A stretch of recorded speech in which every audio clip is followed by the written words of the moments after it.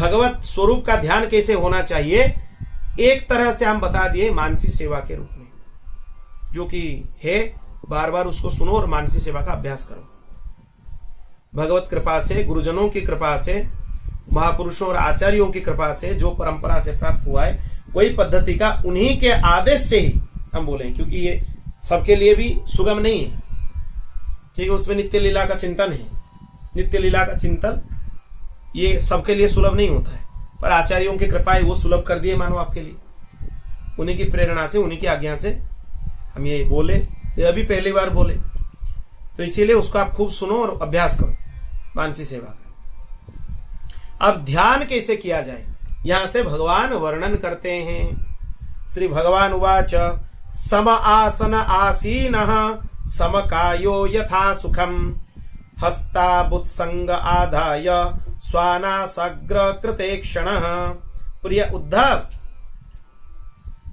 आप एक आसन पर बैठ जाओ जो बहुत ऊंचा ना हो, बहुत नीचा ना हो, वैसे आसन पर बैठ जाओ और अपने शरीर को सीधा रखो। रीढ़ की जो हड्डी है यहाँ पर, ये हड्डी को सीधा, पूरा सीधा रखो। अपने मेरुदंड को सीधा रखो। हाथों को अपनी गोद में रख लो, ऐसे गोद में रख लो और दृष्टि नासिका के अग्रभाग में लगाओ। आंख बंद करने का जरूरत नहीं है, सो जाओगे नहीं तो। कुछ लोगों का ये अभ्यास नहीं होता है, वो आंख बंद करते ही उनको नींद आ जाती है। क्या ध्यान करेंगे, क्या जाप करेंगे, सो जाते हैं। एक माला भी देखो पूरा नहीं हुआ, भगवती निद्रा देवी आ गई। तो इसीलिए नासिका के अग्रभाग को यहां पर ध्यान लगाओ। नासाग्र के अग्रभाग में ध्यान लगाने का विधि भगवान भगवत गीता में भी बताए हैं, यहां भी बताए, दोनों जगह बताए। तो नासिका के अग्रभाग को ध्यान करो। यहां को, यहां ध्यान तुम पूछ रहे हो आज्ञा चक्र में लगाने के लिए। आज्ञा चक्र में कोई जीव साधारण से ध्यान नहीं लगा सकता है, तो सरल नहीं है उतना। तो इसीलिए नासिका के अग्रभाग से नेत्र थोड़ा बंद हो, थोड़ा थोड़ा दिख रहा हो, ऐसे करो। इस अग्रभाग को ध्यान करो, मतलब थोड़ा थोड़ा खुला हो, थोड़ा ये दिख रहा हो, यहां पर अग्रभाग, वैसे ही ध्यान करो।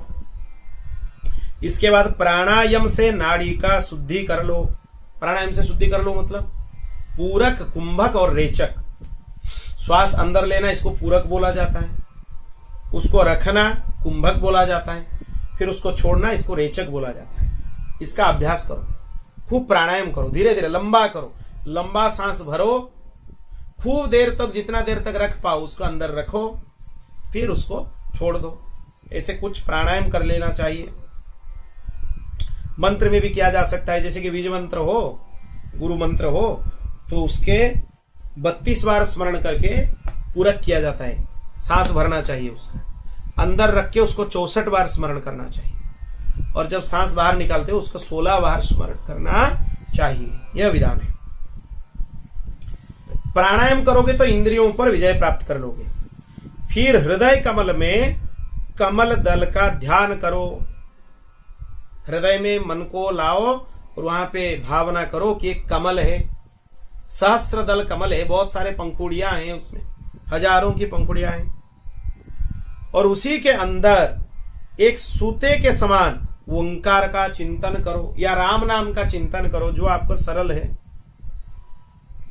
और उसमें आप ये अनुभव करो कि हमें दिव्य घंटा का नाद सुनाई दे रहा है। भगवान नाम है, कमल के अंदर दिव्य घंटा का नाद सुनाई दे रहा है। जैसे वो ऐसे सुनाई दे रहा है कि वो ध्यान जो हम कर रहे हैं, जो स्वर सुनाई दे रहा है, वो स्वर टूटता नहीं है, वो कंटिन्यूअस सुनाई देता है। इस प्रकार प्रतिदिन 3 समय 10-10 बार प्राणायाम का अभ्यास करें। प्राणायाम कम से कम 10 बार करें, 3 बार करना चाहिए, मतलब एक बार में 10 बार।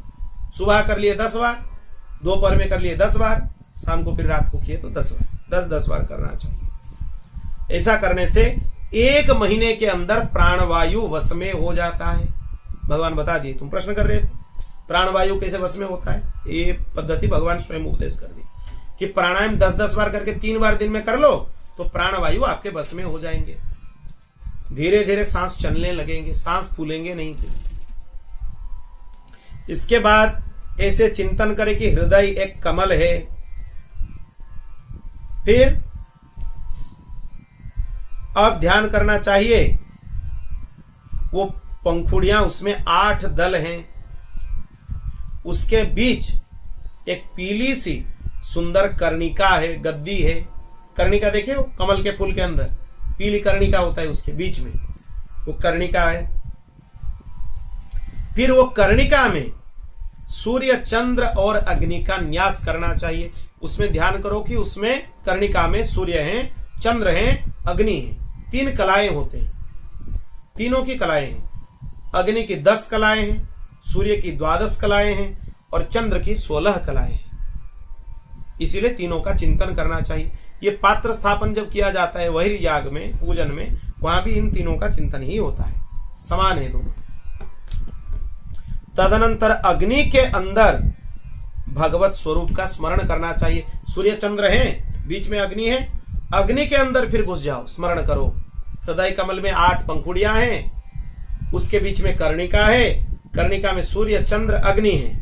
अग्नि के अंदर भगवत स्वरूप का स्मरण करना चाहिए, भगवत रूप का ध्यान करना चाहिए। कैसे ध्यान करना चाहिए, ध्यान से सुनो। भगवान के अवयव बहुत सुडोल है, सुंदर है। रोम रोम से भगवान की शांति टपकती है।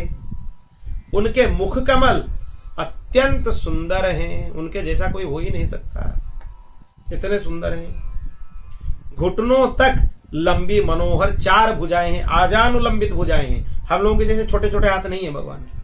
भगवान के बहुत लंबे लंबे हाथ होते हैं, यहाँ घुटनों तक आजानुलंबित भुजाएं होते हैं। 4 हाथ हैं भगवान के।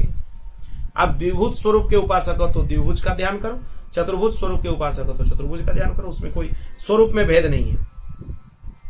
बड़ी सुंदर और मनोहर गर्दन है, मरकत मणि के समान सुगंधित सुस्निग्ध कपोल हैं, बहुत सुंदर उनके कपोल हैं, गाल हैं और मस्तक हैं। मुख पर मंद मंद मुस्कान है भगवान के श्रीमुख में, तो ऐसे मुस्कान है, उनकी मुस्कान ही माया है। तिरछे चितवन से देखकर तुम्हें हंस लिए, समझो फंस गए। सीधा भगवान देख लिए तो कुछ नहीं होगा। इसलिए बिहारी जी जब लोग जाते थे वहां पे, ब्रजवासी अपने बहुओं को बोलते थे सांस कि जाओ, पर कहीं कहीं कोने से उनको देखना नहीं, फंस जाओगे, फिर आ नहीं पाओगे घर में, बिक जाओगे उनके लिए। अगर वो तिरछे चितवन से आपको कहीं दूर से ऐसे देख लिए, तिरछे चितवन से, तो आप समझो गए, आप और दुनिया के लायक ही नहीं रहो। अगर सीधा देख लिए तो बच जाओ। तो इसलिए सीधा देखना चाहिए। तिरछे चितवन में सब फंस जाते हैं। राम जी के तिरछे चितवन में मुनिया फंस गए। श्री कृष्ण की बात ही छोड़ दो। जब राम जी वनवास में थे, उनके इतने सुंदर रूप हैं, तिरछे चितवन है, मुनिया बोलने लगे चलो हम आपके पास समर्पित हो गए, हमें ले चलो आपके साथ। भगवान बोले इतने मुनि ऋषियों को हम साथ में लेके कहां चलेंगे, अगले जन्म में हम श्री कृष्ण बनेंगे, आप सभी मुनिया गोपी बन जाएंगे, वही गोपियां हैं, फिर आपको हम खूब आनंद देंगे लीलाओं में। वो लिखा है पद्म पुराण में, कौन से मुनि कितने साल कौन से मंत्र के साधन करके कौन से गोपी बने हैं, वो लिखा है। गोपी कोई साधारण नारी नहीं है, ऐसे ही गोपी बन गए। बड़े बड़े सिद्ध महर्षियां हैं जो गोपी हैं, पद्म पुराण में स्पष्ट लिखा है। हजारों साल तक एक एक मंत्र का साधन करते हुए उनको गोपी शरीर प्राप्त हुआ है। वो उतना सरल नहीं है कोई स्त्री शरीर मिल गया किसी को, या संसार के जैसे स्त्री पुरुष का काम होता है, वो गोपियों का प्रेम नहीं है, वो सर्वोच्च प्रेम है गोपियों का। इसीलिए भगवान की मंद मुस्कान की छटा बहुत अनोखी है, उसका ध्यान करो। दोनों ओर के कान बराबर हैं, उनमें मकराकृत कुंडल हैं। इसे ये मकराकृत कुंडल होते हैं, नहीं देखे हो तो मकराकृत कुंडल अयोध्यानाथ भगवान का दर्शन कर लो, ठाकुर जी का और जानकी जी का कुंडल देख लो, वही मकराकृत है वो कुंडल। वो झिलमिल कर रहे हैं, इतने सुंदर हैं। वर्षाकालीन मेघ के समान श्यामल शरीर पर पीतांबर फहरा रहा है। भगवान का शरीर मेघ जैसा रंग है, इतना सुंदर है। ना तो वो नीला है ना तो वो काला है, मेघ जितना गंभीर रंग का होता है उसी रंग का ठाकुर जी का शरीर है। और उनके ये हाथ और चरण तल लाल है पूरा, वो लालिमा भी अद्भुत है, कितने सुंदर है। आप वो दर्शन करने से ही जानोगे कितने सुंदर है। और सुकोमल है, आप स्पर्श करने से भी आपको संकोच होगा, इतने कोमल है, छूने से कष्ट होगा उनको। छूने से भी कष्ट होगा, इतने कोमल है, कैसे छुएंगे उनको? इस संकोच में ही बड़े बड़े भक्त छू नहीं पाते हैं, वो संकोच लगता है, इतने कोमल है नंदनंदन। वो अपने इतने नन्हे नन्हे चरण कमल से चलकर ब्रज वृंदावन को धन्य कर दिए, इतने नन्हे नन्हे चरण कमल से संकोच लगता है। वो बस सोचते ही रहते हैं भक्तजन कि दूर से देखते ही आनंद ले ले, क्यों पास में जाकर उनको कष्ट दे। इसीलिए भगवान के सुंदर शरीर को देखो, पीतांबर उनके शरीर पर फहरा रहा है, उनके वक्षस्थल में श्रीवत्स चिन्ह है, देवनागरी लिपि के साथ जैसे दिखता है वैसा ही एक चिन्ह स्वर्ण वर्ण का भगवान के वक्षस्थल पर है, वो श्रीवत्स चिन्ह है। और भगवती महालक्ष्मी जी वहीं पर विराजमान है वक्षस्थल पर। भृगुलता उनके वक्षस्थल पर और एक चिन्ह है, भृगुलता भृगु जी का चरण चिन्ह है। भृगु जी उनके छाती पर आकर प्रहार किए थे अपने चरण, वो चिन्ह भी भगवान प्रेम पूर्वक रख लिया अपने हृदय में, आज तक है भगवान के हृदय में। श्रीवत्स चिन्ह दाएं ओर है, लक्ष्मी जी बाएं ओर है, हाथों में क्रमश शंख चक्र गदा पद्म धारण किए हैं। ये शंख चक्र गदा पद्म धारण का भी बहुत सारे स्वरूप है भगवान के। पहले चक्र है बाद में शंख है तो उनका नाम अलग हो जाएगा, पहले शंख है फिर बाद में चक्र है तो उनका नाम अलग हो जाएगा। ये शंख चक्र गदा पद्म अलग अलग हाथों से भगवान उसको पकड़ते हैं तो उनका नाम अलग अलग हो जाता है। कहीं श्रीवत्स है, कभी त्रिविक्रम है, कभी माधव है, तो उनका नाम अलग होता है। तो यहां पर बोला गया है शंख चक्र गदा पद्म, इन स्वरूप में ध्यान करो।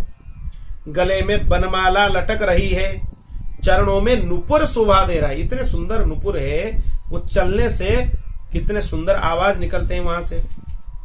गले में कौस्तुभ मणि है, जगमगा रहा है वो, अपने अपने स्थान पर चमकाते हुए किरीट मुकुट है, कंगन है, करधनी है, बाजूबंद है, सुवर्ण से बने हुए हैं, एक एक अंग सुंदर हैं, इतने सुंदर हैं क्या वर्णन करे।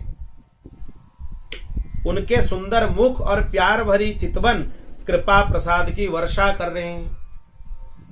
और उद्धव, मेरे इस सुकुमार रूप का ध्यान करना चाहिए, अपने मन को एक एक अंग में लगाना चाहिए। चरणों का ध्यान कर रहे हो, चरणों का ही करते रहो। संचिंतये भगवतश्चरणारविंदम वज्रांकुश ध्वज सरोरुह लांछनाढ्यम। कपिल देव भगवान बताते हैं भगवान के चरणों में अद्भुत चिन्ह है। क्या है?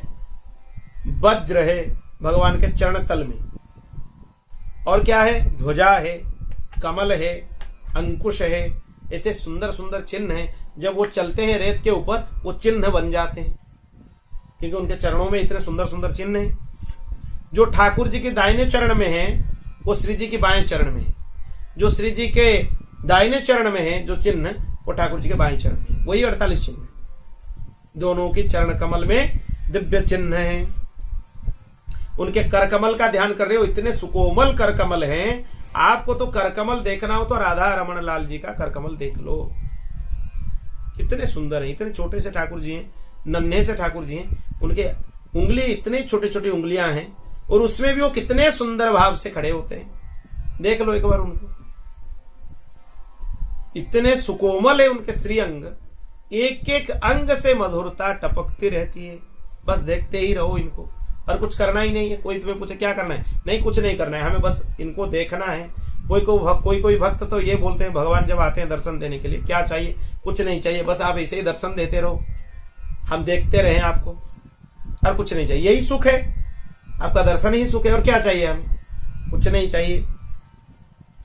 बुद्धिमान पुरुष को चाहिए कि मन के द्वारा इंद्रियों को उनके विषयों से खींच ले, और मन को बुद्धि रूपी सारथी की सहायता से मुझ में ही लगा दे। चाहे मेरे किसी भी अंग में हो, चाहे मुख कमल आपको अच्छा लग रहा है तो देखो, उनके घुंघराले बाल अच्छे लग रहे हैं तो उनको देखो, मस्तक में मोर पंख है तो उनको देखो, किसी भी अंग का ध्यान करो। कहीं भी मन अटक जाए ध्यान करो। वक्षस्थल सुंदर दिख रहा है तो ध्यान करो। नाभि कमल ठाकुर जी का बहुत सुंदर है, प्रत्यक्ष आप अगर देखोगे उनके नाभि कमल फंस जाओगे वहां। इतने सुंदर नाभि हो सकता है किसी का? इतना सुंदर है नाभि, बहुत सुंदर है। उनके चरण तल बहुत सुंदर है, उनके करकमल सुंदर है, उनकी गला बहुत सुंदर है। कभी कभी वो संगीत भी गाते हैं, इतने सुंदर आलाप भरते हैं कि उनके संगीत सुनोगे तो रह जाओगे, ये तो सबसे बड़े संगीतज्ञ हैं, इनसे बड़ा तो कोई हो ही नहीं सकता। इतने सुंदर गाते हैं, इतने मधुर गाते हैं, वंशी बजाते हैं तो बहुत मधुर बजाते हैं, इतने मधुर बजाते हैं, उनके वंशी के शब्द सुनोगे तो सब शुद्ध बुद्ध भूल जाओगे। निसम्य गीतम तदनंग वर्धनम ब्रज स्त्रिय कृष्ण ग्रहीत मानसा। उनके वंशी को सुन के ही गोपीजन सब कुछ छोड़कर आ गए, मानो वंशी में बुला लिए। उनका मोह में फंस जाओ, संसार के मोह में कुछ नहीं। कहाँ आनंद है? जहां आनंद ढूंढ रहे हो वहां आनंद नहीं है। जब सारे शरीर का ध्यान होने लगे भगवान का, तब अपने चित्त को खींचकर एक एक स्थान में स्थिर करें और अन्य अंगों का चिंतन न करके केवल मंद मंद मुस्कान की छटा से युक्त मुख का ध्यान करें। सभी अंगों का ध्यान कर लो धीरे धीरे करके, फिर बाद में उनके मुख कमल पर जाकर रुक जाओ। वो सबसे सुंदर है, उससे तो सुंदर कोई हो ही नहीं सकता। उसकी उपमा किसी से नहीं दिया जा सकता है, क्योंकि उससे सुंदर और कुछ है नहीं। उपमा किसकी दी जाती है? कोई चीज की आप उपमा दे रहे हो, उससे सुंदर वस्तु संसार में है तो आप बोलते हो ये कमल के जैसे दिख रहा है, ये चंद्रमा के जैसे दिख रहा है। अच्छा, उनके जैसा तो और कुछ है ही नहीं, वो सबसे सुंदर है। उनकी उपमा दूसरे वस्तुओं से दो तो उनकी महिमा घट जाती है, बढ़ती नहीं है। वो संसार की वस्तुओं की उपमा दूसरे चीजों से दे सकते हो, ये इसके जैसा है, ये इसके जैसा है। उनके जैसा तो कोई है ही नहीं, वो किसी के जैसा है ही नहीं, वो एक है, अलौकिक है। तो उनके मुख कमल का ध्यान करो। जब चित्त भगवान के मुखारविंद में ठहर जाए, वहां से हटाकर आकाश में स्थिर करें। फिर आकाश का चिंतन भी त्याग कर मेरे स्वरूप में आरूढ़ हो जाए, भगवत स्वरूप में ही स्थित हो जाओ।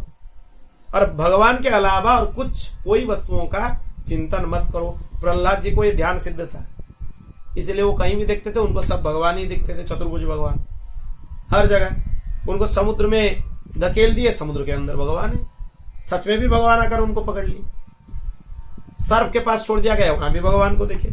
अग्नि में होलिका लेकर बैठ गई, वहां भी भगवान दिखे। उनको हर जगह भगवान दिखते थे। ये स्वरूप की ध्यान उनको सिद्ध था। कैसे सिद्ध था? ये उपदेश नारद जी ने मातृगर्भ में जब थे तब ही प्रदान कर दिए थे कि भगवान ऐसे हैं। वो मातृगर्भ से ध्यान शुरू कर दिए थे प्रहलाद जी, माता के गर्भ से। तब से वो ध्यान करने लगते थे ठाकुर जी, छुप छुप कर पूजन करते थे ठाकुर जी, जैसे किसी को ना दिखे। इतने प्रेम में विभोर हो जाते थे। जब इस प्रकार चित्त समाहित हो जाए, तब जैसे एक ज्योति दूसरे ज्योति से मिलकर एक हो जाती है, वैसे ही अपने में मुझे और मुझ सर्वात्मा में अपने आप को अनुभव करने लगता है। वह स्थिति में आप और भगवान में कोई अंतर रहता नहीं है। आप भगवान में हो जाते हो, भगवान आप में हो जाते, वो स्थिति बन जाती है। कोई अंतर नहीं रहता। आप जो बोल रहे हो भगवान बोल रहे हैं, आप जो कर रहे हो भगवान कर रहे हैं। सहज हो जाएगा वृत्ति।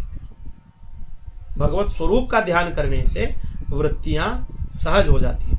लीला चिंतन अलग है, मानसी सेवा अलग है, ध्यान अलग है। पहले हम मानसी सेवा का चर्चा कुछ किए थे, आज ध्यान का चर्चा किए। कभी समय आएगा इसी एकादश स्कंद में ठाकुर जी चाहेंगे तो लीला चिंतन कैसे होना चाहिए वो भी चर्चा करेंगे। अगर ठाकुर जी का उसमें उनकी अनुमति होगा तो वो अपने आप आ जाएगा विषय। जो योगी इस प्रकार तीव्र ध्यान योग के द्वारा मुझ में अपने चित्त को संयम करता है, उसके चित्त से वस्तु की अनेकता नष्ट हो जाती है और तत्संबंधी ज्ञान, उनकी प्राप्ति के लिए होने वाली कर्मों का भ्रम उससे शीघ्र निवृत्त हो जाते हैं। वो मुक्त हो जाता है, फिर कोई संदेह उसमें रहता ही नहीं है। बोल भक्तवत्सल भगवान की।